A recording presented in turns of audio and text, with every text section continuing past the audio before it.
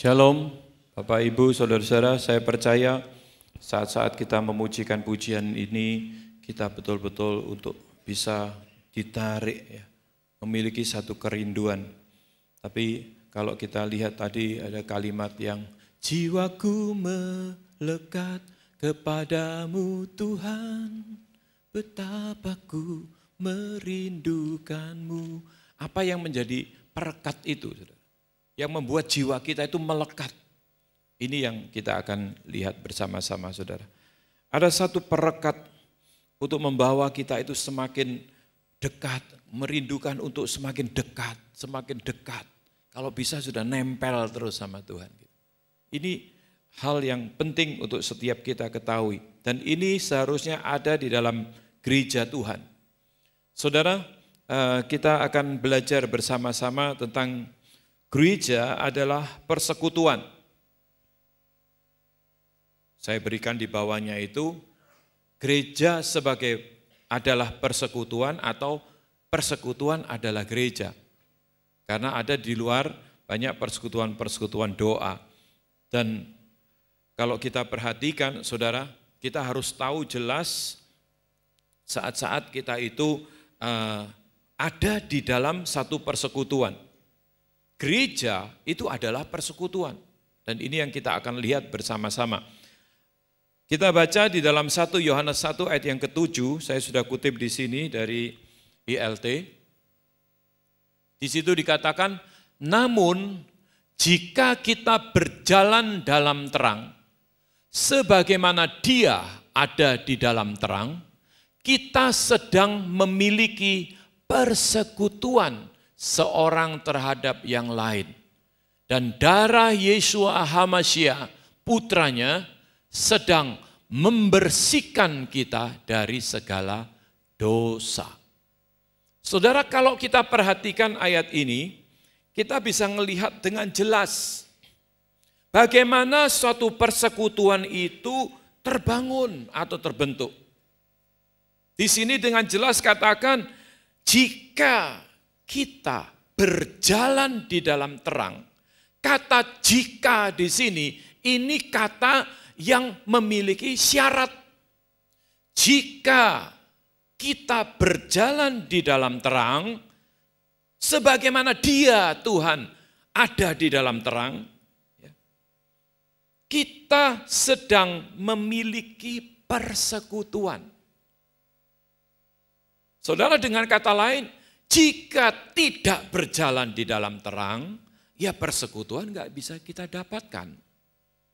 Kata jika di situ itu memberikan satu persyaratan. Jika kita berjalan di dalam terang, seperti Dia, Tuhan, ada di dalam terang, kita akan memperoleh persekutuan. Dengan kata lain, jika tidak berjalan di dalam terang, maka kita tidak beroleh persekutuan, kan begitu. Lanjutnya, pada saat persekutuan ini sudah terbangun atau terbentuk, darah Tuhan Yeshua HaMashiach itu sedang membersihkan kita dari segala dosa. Kalau seandainya persekutuan ini tidak bisa kita peroleh atau kita dapatkan, darah Tuhan Yeshua HaMashiach itu tidak bekerja atau tidak membersihkan segala dosa-dosa kita. Jadi kita harus betul-betul bisa nangkap, saudara, apa maksud dan tujuan Tuhan membangun satu gereja. Gereja itu adalah persekutuan. Kita sudah sering melihat atau mendengar koinonia. Koinonia ini adalah artinya persekutuan. Bahasa Yunaninya koinonia. Ada marturia, ada koinonia, ada diakonia. Marturia itu kesaksian. Lain kali kita akan belajar. Koinonia ini persekutuan. Diakonia itu kayak pelayanan kasih di tempat ini. Itu harus dimiliki di dalam gereja. Bapak-bapak gereja sudah menetapkan hal seperti ini. Ada banyak gereja kalau bisa ya harus bisa mewujudkan ketiga-tiganya ini. Nah, siang hari ini kita belajar koinonia, persekutuan. Kita tahu tadi persekutuan itu terbangun jika orang-orang di dalamnya itu hidup di dalam terang. Sama seperti Tuhan. Maka persekutuan terbentuk. Kalau persekutuan itu terbentuk, maka darah Tuhan Yesus itu bekerja untuk membersihkan dosa-dosa kita. Kata jika itu menandakan ada bersyarat. Kalau kita tidak hidup di dalam terang, tidak terwujud persekutuan. Kalau kita tidak ada di dalam persekutuan, darah Tuhan Yesus itu tidak bisa membersihkan kita dari dosa-dosa kita. Kenapa gereja disebut sebagai mempelai Kristus? Kenapa gereja disebut sebagai tubuh Kristus? Tubuh punya kepala, kepalanya Kristus. Mempelai itu artinya sepasang. Gereja sebagai mempelai Kristus, artinya saudara, itu nanti akan disandingkan. Nah kita belajar gereja itu adalah satu persekutuan, adalah persekutuan yang terbentuk karena orang-orang di dalamnya mau hidup di dalam terang. Rumah tangga itu juga persekutuan, keluarga, persekutuan dalam keluarga. Itu juga adalah satu persekutuan. 2 minggu yang lalu kita sudah belajar, dibahas oleh Pak Semi. Ya. Kita lihat saudara, selanjutnya tentang persekutuan ini. Saya lihat di dalam Kamus Besar Bahasa Indonesia, kata persekutuan di situ ditulis hal bersekutu, persatuan, perhimpunan, ikatan dalam kurung di sini orang-orang yang sama kepentingannya. Membangun satu komunitas. Itu yang disebut persekutuan. Orang-orang yang punya kepentingan sama, punya tujuan yang sama.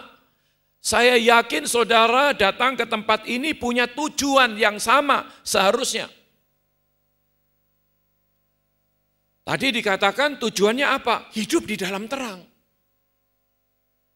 Kalau gereja adalah persekutuan, persekutuan ini bisa terbentuk kalau semua kita hidup di dalam terang.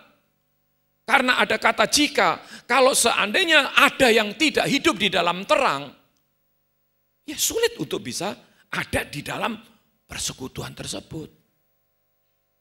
Makanya kenapa ada banyak keributan-keributan. Ada banyak ketidakcocokan, karena tidak sama tujuannya. Kalau kita nggak punya keinginan untuk hidup di dalam terang, hidup kita terus diterangi, sulit loh bagi kita saudara, untuk berada di dalam satu persekutuan. Dimanapun saudara akan menemukan hal-hal yang tidak mencocoki kita. Kemanapun kita pergi, kita pasti akan terbentur. Kalau kita tidak menyatukan dulu tujuan kita. Jadi kalau kita lihat sekarang persekutuan itu ya, persekutuan itu dari definisi ini adalah sekelompok atau beberapa orang, jadi bukan lagi perseorangan atau pribadi. Itu persekutuan. Di tempat ini tidak lagi muncul pribadi-pribadi. Ini adalah persekutuan. Saudara, waktu ketua sinode kami mau menganugerahkan honoris kepada saya dan 2 hamba Tuhan yang lain, waktu itu dalam hati saya tidak perlu ini. Karena setelah kami jalani, terus sepertinya ada satu penghargaan. Ya kami menghargai adanya penghargaan. Apalagi lagi sekarang ngetren kan. Ada yang tanya sama saya, Pak kok enggak pakai doktor Pak? Kan lagi ngetren sekarang pendeta-pendeta pakai doktor. Saya sudah ditawari 3 kali. Dan yang ketiga malah dari sinode. Saya katakan Pertama, saya tidak perlu itu. Kedua, yang bekerja banyak. Bukit Sion sampai ada hari ini yang bekerja banyak. Tidak lagi pribadi yang muncul. Yang bekerja banyak, maksud satu yang dapat reward, satu yang dapat penghargaan. Saudara, di dalam satu persekutuan itu tidak lagi muncul pribadi. Semuanya itu sudah kelompok, sekelompok, bukan lagi perseorangan. Makanya selama di dalam satu persekutuan masih ada kepentingan-kepentingan pribadi, sulit bagi dia untuk bisa apa adanya. Sesuai dengan hidup di dalam terang maksudnya. Apa adanya itu hidup di dalam terang. Sulit. Kalau masih ada kepentingan-kepentingan pribadi. Waduh ini kok nggak enak kan nanti. Karena apa? Egonya tergesek. Keinginannya nggak tercapai. Kemauannya nggak tercapai. Gereja itu adalah persekutuan. Kemudian kita bisa lihat lagi. Di mana sekelompok orang tadi menjadi satu karena memiliki kesamaan di dalam kepentingan. Saudara dan saya ini sama mencari kehidupan yang diterangi oleh firman Tuhan. Ya kan? Hidup di dalam terang itu adalah diterangi oleh firman Tuhan. Sebab firman Tuhan ini adalah terang. Firman-Mu itu terang dan pelita bagi jalan-jalanku dan bagi langkah-langkahku. Firman Tuhan itu terang. Pada saat firman Tuhan itu menerangi kehidupan kita. Saudara, kalau kita tidak mau hidup dalam terang, susah loh bagi kita. Nanti kita ngelihat berikutnya. Ya. Kita lihat ini dulu. Membentuk atau membangun perhimpunan atau persekutuan atau komunitas. Jadi sekelompok orang tidak lagi perseorangan menjadi satu karena memiliki kesamaan di dalam kepentingan. Membentuk atau membangun perhimpunan atau persekutuan atau komunitas. Nah kita ngelihat lebih spesifik lagi, gereja adalah persekutuan. Kalau semua kita hidup di dalam terang, sama seperti Tuhan yang adalah terang, maka kita memperoleh persekutuan satu dengan yang lain. Kalau ada yang tidak hidup di dalam terang, sulit bagi kita untuk berada di dalam persekutuan itu. Yang benar begitu seharusnya. Kita lihat di dalam Injil, persekutuan di dalam terang, ini yang kita lihat dulu ya. Ayatnya tadi, kita lihat tadi sudah, siapa yang berjalan di dalam terang. Apabila, saudara, ada faktor penghambatnya. Apabila semua hidup di dalam terang, maka akan diperoleh persekutuan satu dengan yang lainnya. Saya sengaja beri warna merah ini, sebaliknya kalau tidak di dalam terang, maka tidak akan terjadi persekutuan satu dengan yang lainnya. Saya sengaja beri warna lain supaya kita tahu ini adalah faktor penghambat yang muncul daripada tujuan Tuhan sendiri membangun gereja. Tidak lari jauh saudara. Faktor-faktor yang menjadi penghalang, penghambat itu tidak lari jauh dari firman Tuhan. Kalau kita perhatikan, apabila semua kita hidup di dalam terang, maka kita akan memperoleh persekutuan satu dengan yang lainnya. Gampang, saudara. Tapi sebaliknya kalau ada yang hidup tidak di dalam terang, sulit bagi dia untuk bisa masuk, bisa involve di dalam satu persekutuan. Yang mau hidup di dalam terang. Seringkali kalau misalnya saya mendengar masukan gini gitu, saya selalu tanya, siapa sih orangnya? Oh si A, saya ngerti saudara. Karakternya ini, oh ya sudahlah biasa itu. Misalnya ada yang bilang, wah itu tidak ada kasih komunitas itu. Tidak ada kasih di sana. Biasanya saudara, orang yang mau hidup di dalam terang, ya, dia itu egonya. Orang yang terus mau terpusat kepada dirinya sendiri itu kan masih ego. Orang yang ego ini biasanya ya bukan orang yang mau hidup di dalam terang. Memang tidak ada orang sempurna. Kita semua masih ada kekurangan. Tapi saudara, dari ayat ini kita nanti bisa tahu. Yohanes pasal 3 ayat 19 di situ dikatakan, Dan inilah hukuman itu bahwa terang sudah datang ke dalam dunia. Tetapi manusia lebih mencintai kegelapan daripada terang itu. Karena perbuatan-perbuatan mereka adalah jahat.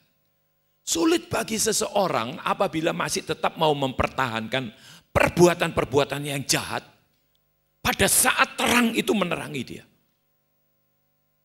Sulit bagi dia. Yang masih tetap mau hidup di dalam kegelapan.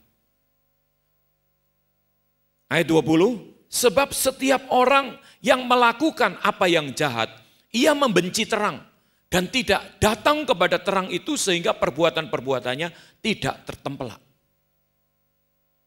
Sulit bagi seseorang kalau masih tetap mempertahankan kehidupannya yang dalam sisi gelap-gelapnya itu tadi.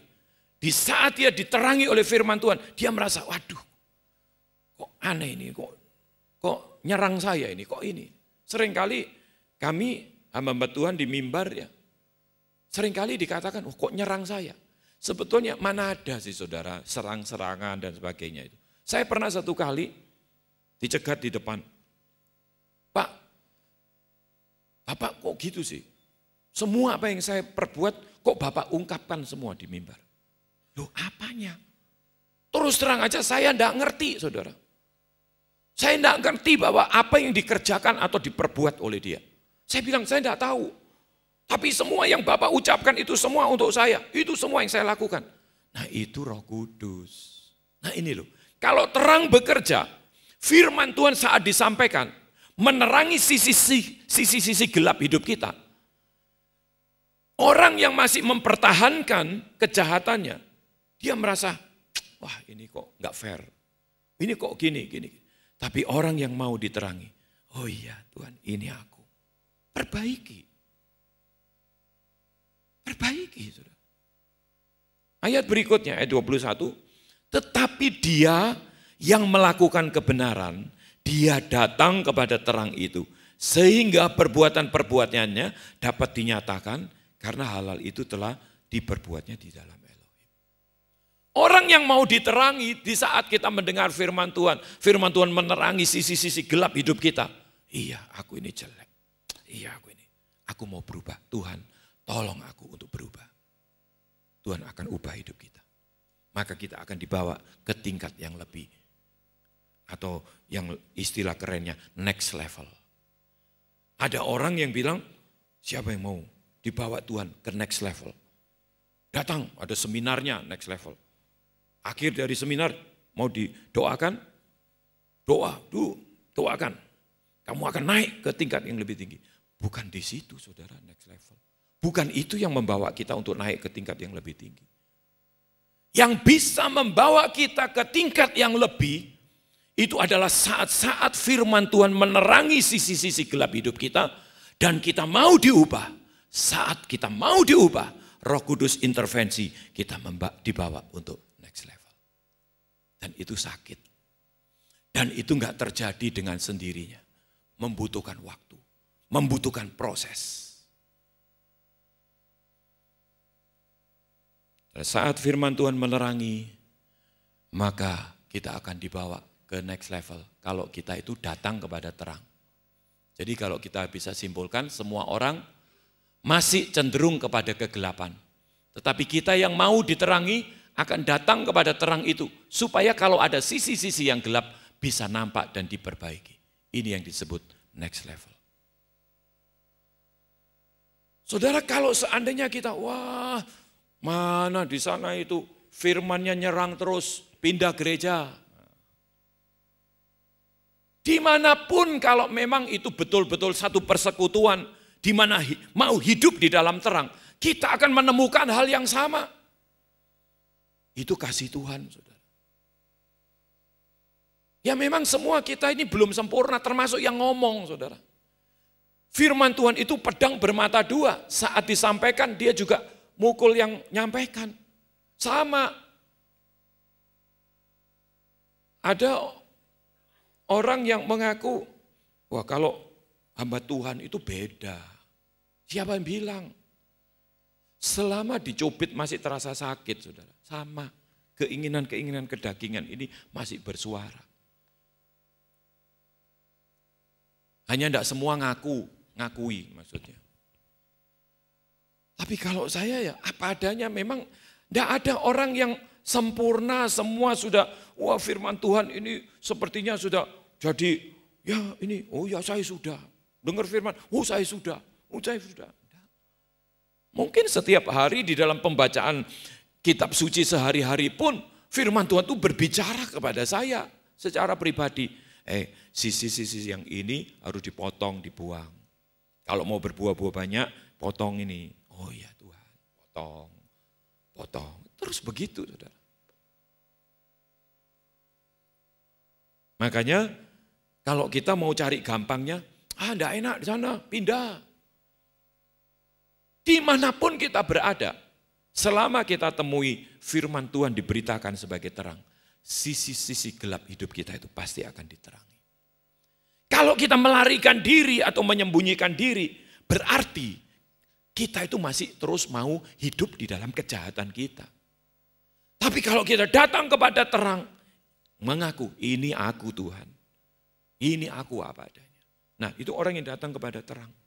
Tuhan akan bekerja, Tuhan akan intervensi. Darah Tuhan Yesus tadi menyucikan kita dari dosa kita. Kalau enggak. Melarikan diri, masih melindungi semua keinginan-keinginan jahat kita. Darah Tuhan Yesus enggak bisa bekerja. Terus ngomong dulu, sama aja jadi Kristen percaya Tuhan. Darahnya, sama aja buktinya saya ini enggak berubah-berubah. Bukan darahnya yang tidak berkuasa, tapi karena orangnya masih mencintai kegelapan.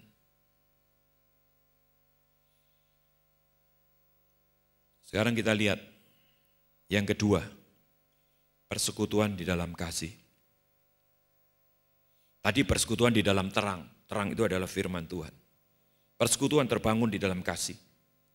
Saudara, kita bisa melihat di dalam Kolose pasal 3 ayat 14, di situ dikatakan, dan di atas semuanya itu kenakanlah kasih sebagai pengikat yang mempersatukan dan menyempurnakan. Saudara perhatikan, kasih yang mempersatukan, bahkan menyempurnakan. Kasih bisa membangun satu persekutuan. Kasih. Pengikat yang bisa mempersatukan itu adalah kasih, bahkan sampai menyempurnakan. Tetapi sebaliknya, kalau tidak ada kasih satu dengan yang lainnya, maka tidak ada yang mempersatukan. Jadi perekat tadi itu adalah kasih.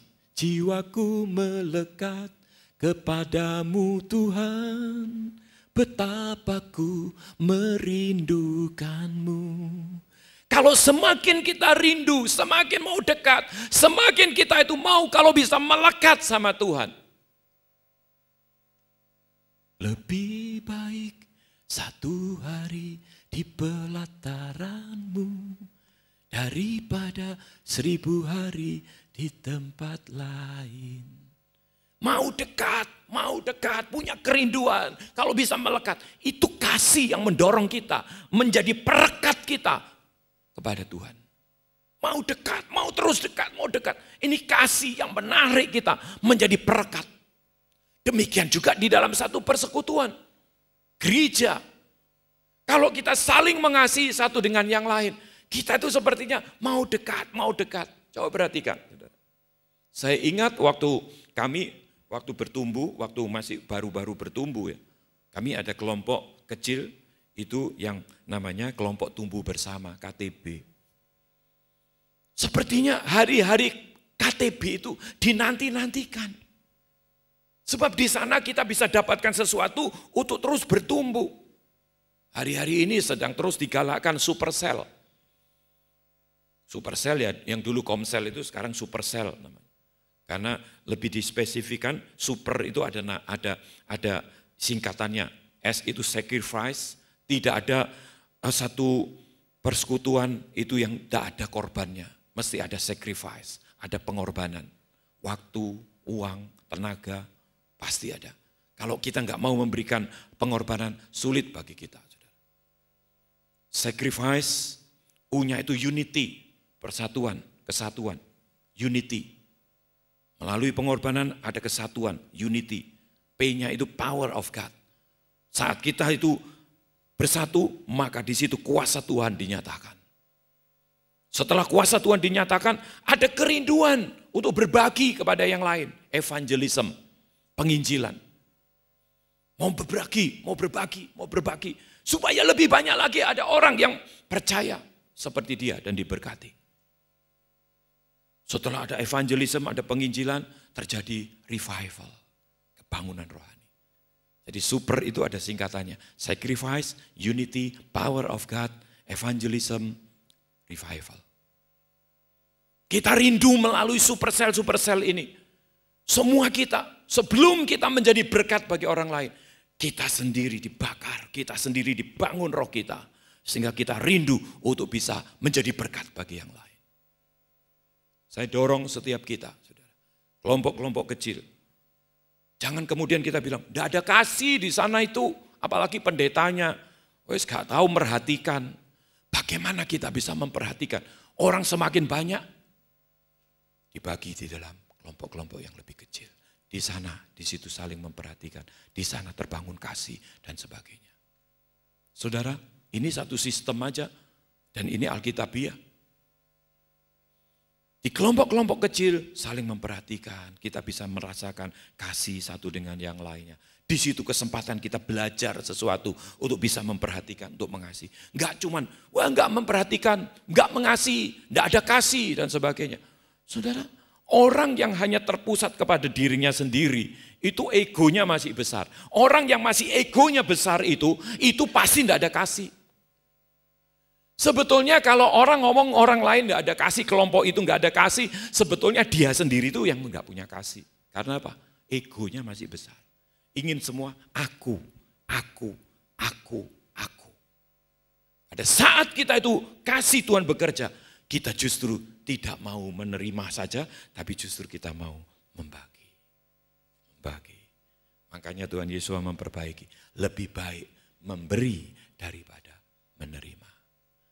Mental menerima itu mental pengemis, saudara. Mental minta-minta. Tapi firman Tuhan mengajarkan untuk adanya revolusi mental. Sebelum ada dicanangkan presiden terpilih revolusi mental, firman Tuhan itu sudah memberikan satu revolusi mental di dalam hidup kita. Mental pengemis, mental minta-minta. Mental yang cuma mau menerima aku, diubah menjadi mental memberi. Lebih baik memberi daripada menerima. Itu harus terjadi, saudara. Revolusi mental.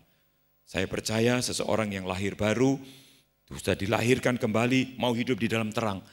Mentalnya itu direvolusi, saudara. Seringkali kan, saya pribadi, saya seringkali bersaksi ya, saya ini dulu pelit. Perhitungan orang mau bagi gini, tak hitung-hitung, nguntung nunda. Wah ini enggak nguntung nih, enggak usah. Sekarang ada apa? Roh Kudus gerakkan, bagi. Loh saya sendiri perlu Tuhan, enggak pernah saya komplain. Saya sendiri perlu Tuhan, untuk saya gimana? Itu masih aku, waktu dibagi. Ya percayalah kalau memang itu Tuhan, bagi. Lebih baik membagi, memberi daripada menerima. Tuhan akan mengembalikan lipat kali ganda, saudara. Saya percaya di dalam satu persekutuan kalau semua kita mau hidup di dalam terang, maka yang terjadi itu adalah persekutuan yang betul-betul Tuhan mau. Di sana kuasa darah Tuhan Yesus akan membersihkan kita dari dosa-dosa kita dan membawa kita ke next level. Menjadi sempurna, kasih mempersatukan dan menyempurnakan. Yang menjadi pengikat kita satu dengan yang lainnya itu adalah kasih. Kita nggak lihat ini karena 2 minggu yang lalu sudah dibahas. Sekarang yang ketiga itu adalah persekutuan yang terbangun dari doa. Makanya jangan ngentengkan doa. Orang yang sulit untuk bisa masuk di dalam persekutuan yang mau hidup di dalam terang. Salah satunya biasanya itu yang menghambat. Dia malas berdoa.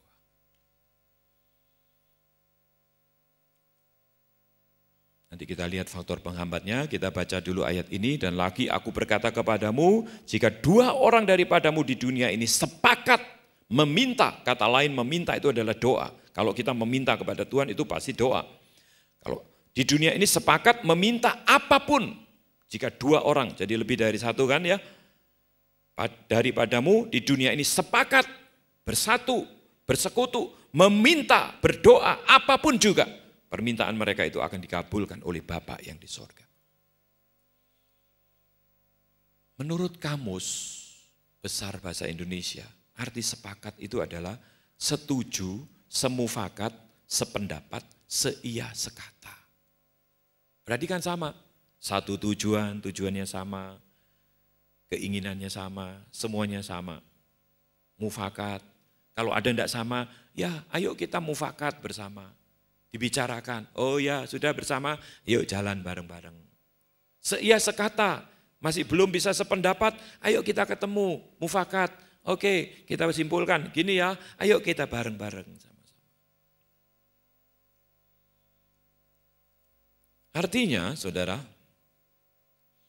artinya sepakat, setuju, semufakat, sependapat, seia sekata itu artinya bersatu di dalam satu tujuan, sehingga kalau meminta atau berdoa akan dikabulkan.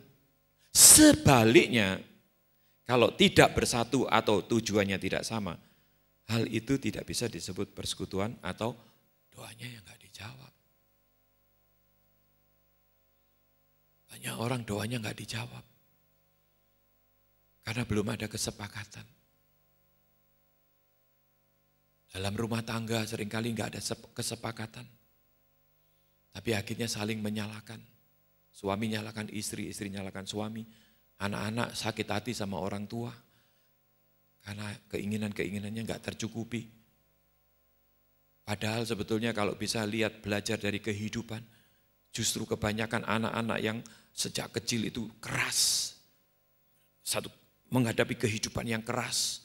Semuanya enggak dengan sendirinya tersedia. Justru kebanyakan orang-orang seperti ini yang berhasil.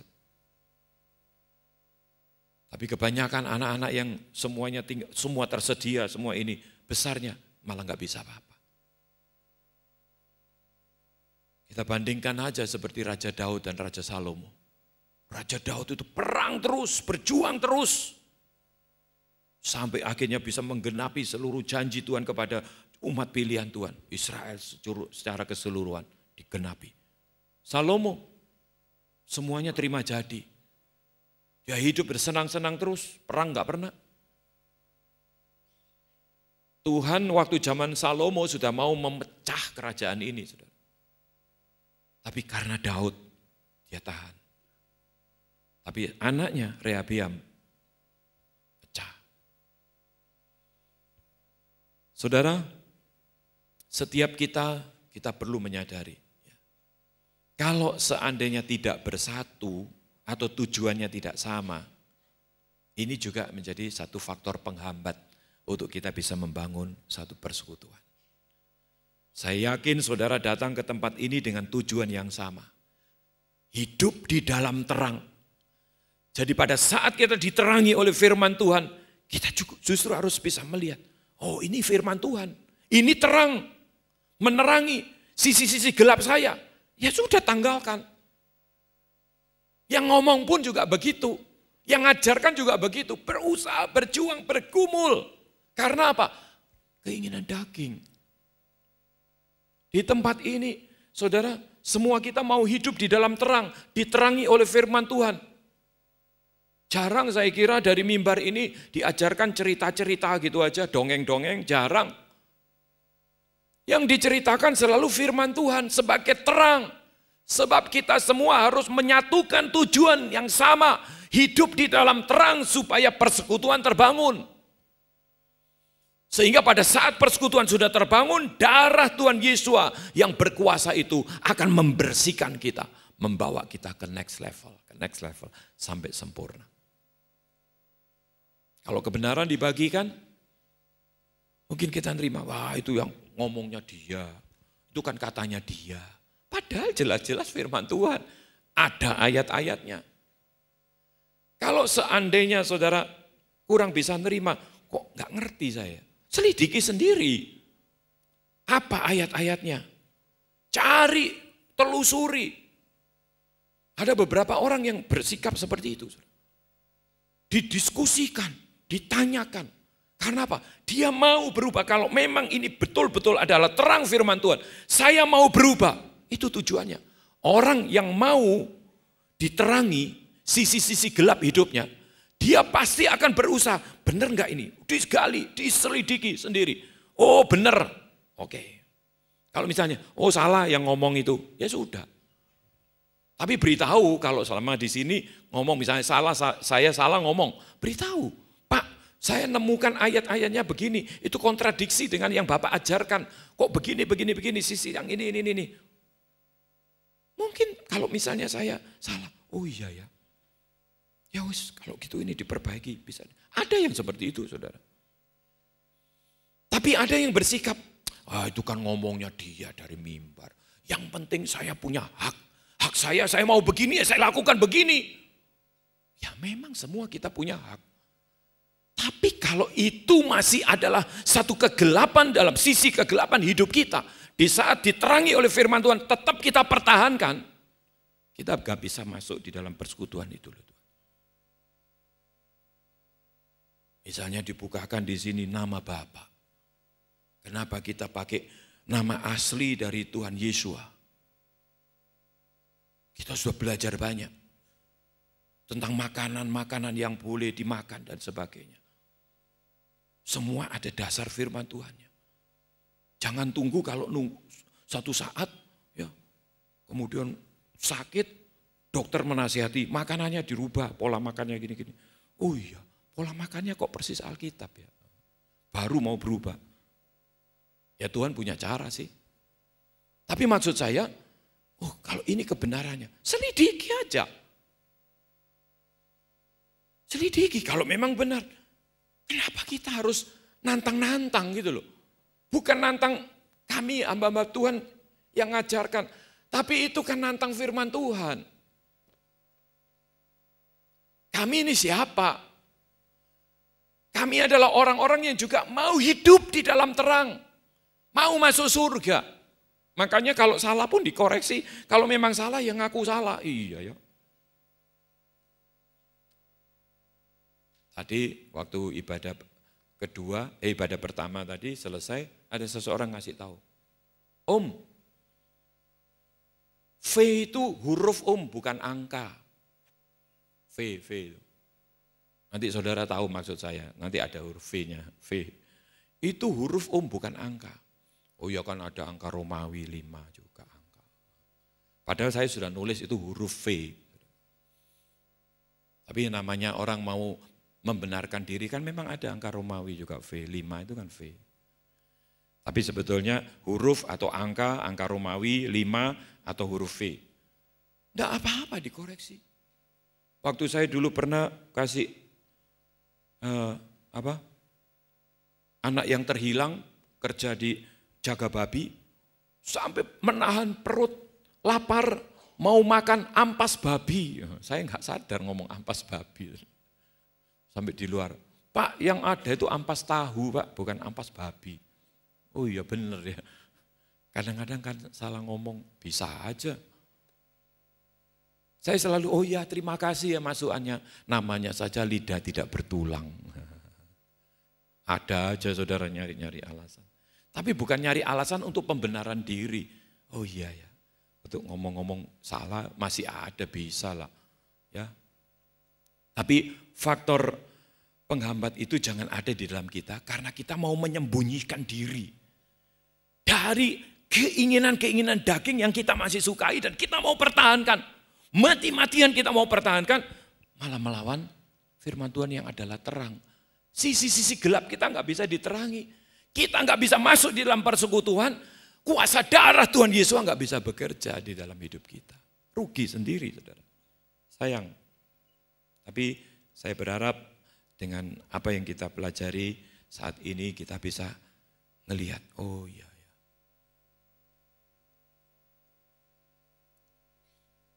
Kuasa doa di dalam persatuan. Nah ini saya berikan contoh di sini, saudara. Kisah 12 ayat 12, di situ dikatakan, dan setelah menyadarinya, dia pergi ke rumah Maria. Ibu Yohanes yang disebut Markus, tempat di mana cukup banyak orang berkumpul bersama dan berdoa. Ini ceritanya begini, Rasul Petrus dimasukkan ke dalam penjara, ya. Dalam penjagaan yang sangat ketat, suatu malam malaikat Tuhan itu datang dan membawa dia keluar dari penjara. Dia sendiri heran, belenggu-belenggu yang membelenggu dia kok bisa buka-buka gini. Dia jalan, ngikut malaikat itu, pintu-pintu penjara bisa terbuka. Dirantai, belenggunya buka semua. Loh, kok bisa heran dia. Sampai di luar dia itu masih setengah enggak sadar. Ini benar mimpi atau kenyataan atau penglihatan. Dia baru sadar setelah malaikatnya hilang. Sudah di luar penjara. Dalam yang kondisi yang excited, dia lari. Yang dituju rumah Maria. Nah ternyata saudara, waktu sampai di rumah Maria, ini yang terjadi ayat ini. Ternyata cukup banyak orang berkumpul bersama berdoa. Berdoa untuk apa? Berdoa untuk Petrus yang sedang dipenjara. Kuasa doa di dalam satu persekutuan dahsyat luar biasa. Makanya saya bersyukur di tempat ini misalnya terbangun doa estafet. Di dalam pertemuan-pertemuan fasilitator saya selalu tekankan, yuk kita terus nyamakan satu tujuannya, harus sama semua. Apa yang kita doakan sama semua. Saya yakin saudara, kuasa darah Tuhan Yesus itu akan bekerja secara luar biasa. Ya, ternyata ada banyak yang berdoa. Orang berkumpul sedang berdoa untuk dia. Jadi di dalam satu persekutuan itu saudara, kalau kita dengar atau ngelihat seseorang, wah dia ini kok masih gini aja ya. Jangan kemudian disiar beritakan, wah dasar orangnya begini-begini. Kita justru harus doakan, Tuhan tolong. Itu care, itu memperhatikan. Ada yang susah, berdoa, doakan saja. Kuasa doa itu membangun satu persekutuan yang luar biasa saudara. Doakan. Ya apa yang kita bisa perbuat, perbuatlah. Yang didasari dengan kasih tadi. Sebab kasih itu juga menjadi perekat satu persekutuan. Saling memperhatikan dan sebagainya. Misalnya ada orang yang nggak punya, kita punya. Bagi aja. Itu membangun persekutuan. Berdoalah untuk mereka. Ya itu yang selama ini kita kerjakan. Ya sebelum kita lihat ini, ada satu klip yang akan saya tayangkan. Saudara, ini binatang kerbau yang bisa ngerti loh komunitasnya. Binatang ini. Seringkali kalau saya pegel-pegel, wis berdoa Tuhan, suatu saat enak gembalakan binatang aja Tuhan. Binatang itu dilatih apa, nurut jadi itu saudara. Saya barusan ini, siapa yang cerita ya, binatang itu dilatih sebentar aja dia bisa ngerti kembali ke tempatnya atau apa. Domba itu apa itu? Bisa kembali ke tempatnya. Oh sapi perahan itu loh. Dalam waktu berapa lama gitu ya, berapa hari gitu aja. Sapi baru gitu ya, dilatih sapi perahan itu. Kalau dia sudah dibuka, dia tahu siapa yang buka, dia keluar, ada tempat perahannya itu, mengeluarkan kepalanya, kemudian dia sudah memberikan dirinya untuk diperah itu susunya. Saudara. Itu cuma latihan berapa hari katanya. Domba, bebek. Nah yang paling jelas itu tanda bedes itu. Saudara. Bedes itu dilatih, inem nang pasar, tok, nang pasar dia. Dilatih bisa. Ya silakan ini klip ini. This extraordinary footage shows a lion being flipped 5 meters into the air. The juvenile predator was about to complete a kill before a giant male buffalo intervened to save his friend from certain death.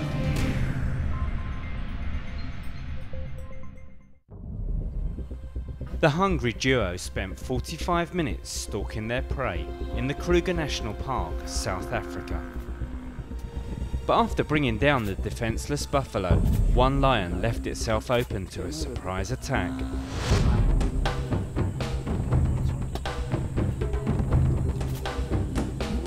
The astonishing moment was captured by 52-year-old Ian Matheson and his 16-year-old son, Oliver, during an early morning safari. Sesama kerbau. Dia tahu. Begitu sesama temannya, wah dia bela komunitasnya. Nah yang mau dimakan tadi itu keluar sendirian, keluar dari komunitas yang lain. Bincur dulu sama singa, gitu. Itu sama seperti pekerjaan setan. Firman Tuhan berkata berjaga-jaga dan berdoalah. Iblis itu seperti singa yang mengaum-ngaum, yang berjalan keliling, ngendap-ngendap terus mau ngancam kita. Begitu kita keluar dari persekutuan, dimakan kita. Seperti kerbau tadi. Saudara, makanya kita lihat di sini cara kerja Tuhan dan cara kerja setan. Dari Yohanes pasal 10 ayat 10 kita tahu, di situ dikatakan, pencuri tidak datang kecuali untuk mencuri dan membunuh dan membinasakan. Aku datang Tuhan datang supaya mereka memperoleh hidup dan memperolehnya berkelimpahan. Membunuh, membinasakan, ya mati yang kekal. Itu pencuri, ini gambaran setan. Aku Tuhan datang supaya memberi hidup, bukan mematikan, bukan membinasakan. Tapi memberikan hidup dan memberinya itu dalam kelimpahan. Itu Tuhan. Makanya saya katakan di sini cara kerja Tuhan versus setan. Cara kerja setan itu selalu sebaliknya dari cara kerja Tuhan. Selalu sebaliknya. Sebetulnya gampang sih untuk bisa ngelihat ini setan atau Tuhan. Cara kerja setan selalu sebaliknya dari cara kerja Tuhan. Kalau Tuhan memberi hidup yang kekal, tetapi setan membunuh dan membinasakan. Sehingga mati kekal. Kalau Tuhan memberi kasih yang mempersatukan menjadi perekat tadi, setan menanamkan kebencian yang memecah belah. Saudara, di dalam satu komunitas, apalagi komunitas gereja yang adalah persekutuan, kalau ada roh pemecah, itu jelas bukan dari Tuhan. Kalau ada orang yang suka bakar-bakar supaya orang berontak, itu jelas bukan dari Tuhan. Dan itu yang harus diusir keluar. Rohnya, spiritnya. Itu jelas bukan dari Tuhan. Mau memecah belah. Ya benar dia jengkel-jengkel sendiri. Tapi jangan sampai kita dipecah belah. Cara kerja Tuhan itu mau mempersatukan. Saudara. Kalau seandainya kita terus terang saja, seringkali saya bilang, menggembalakan 10 orang itu 10 opini, 10 pendapat. 100 orang, 100 opini. Sebab namanya manusia punya pandangan, punya paradigma, punya ini. Harus dihargai juga kan. 1000 opini. Tentu enggak bisa menyenangkan semua orang. Tapi harus dioptimalisasi. Kurangi bagaimana bisa diatur dan sebagainya. Saudara, kami terbuka sih kalau misalnya ada masukan-masukan, kami terbuka sebetulnya. Kalau enggak ada komunikasi bagaimana kita bisa mendapatkan yang the best. Memang enggak sempurna, tapi ayo dibangun satu persekutuan. Tujuannya sama kok. Tujuannya kita adalah mau hidup di dalam terang. Itu cara kerja setan, cara kerja Tuhan bisa dibedakan. Nah ini yang huruf V, saya sudah tulis ini, sudah formasi huruf V. Tapi tadi rupanya pagi lupa ngeklik ini.